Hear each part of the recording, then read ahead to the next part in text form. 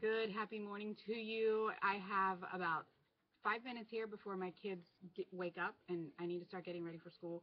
So just want to do a short clip today on the 10 everyday oils and how to use them, how to know which one to use, and how to find out about any safety issues.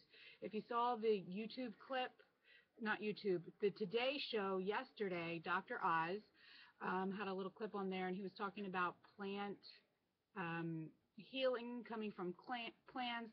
He mentioned the Cleveland Cancer Clinic, and just the fact that there are some safety things to know. And I always feel that's so important when somebody gets started with oils.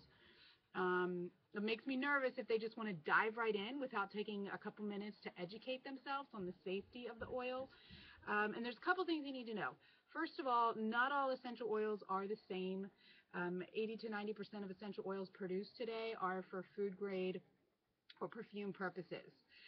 So that is not the same as an oil for a medicinal purpose. All of my testimonies and experience comes from using Young Living, and I have been out to the farms. That's the only one that I personally can recommend because I've seen their quality and I know their dedication to quality. I won't go so far to say it's the only brand that you might see results with. You might find results with other brands, but please just know that you need to know your company and have full confidence in them, because it's very, very easy for a company to add a little bit of something synthetic or change something to make an oil smell sweeter or to dilute it so that it lasts longer and they can make more money. But Young Living is so dedicated to quality that they, because of their growth in the past year, they ran out of several products. They found a blue spruce to make some of the products, but it did not meet their standards. So they said, we're not selling it. We'd rather be out of stock than to sell something that doesn't meet our standards. So I have full confidence in them. Anyway, so the first thing when you start using oils is make sure that you're using a very high quality oil. For me, that means Young Living, of course.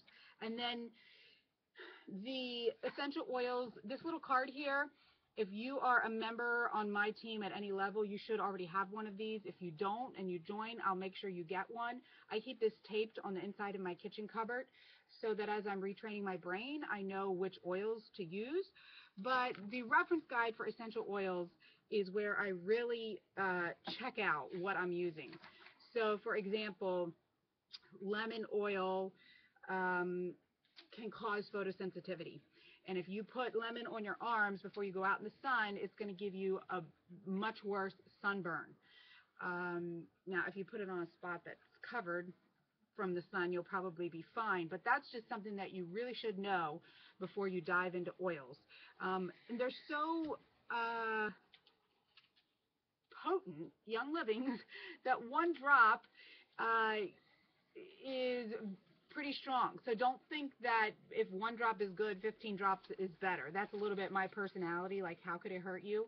But especially when you're brand new, starting out, you want to start out slowly. Oils are highly detoxing, so if a detox happens in your body and the liver can't handle, which normally handles the flushing functions in our body, you might see a detox reaction like headache or a rash on your skin.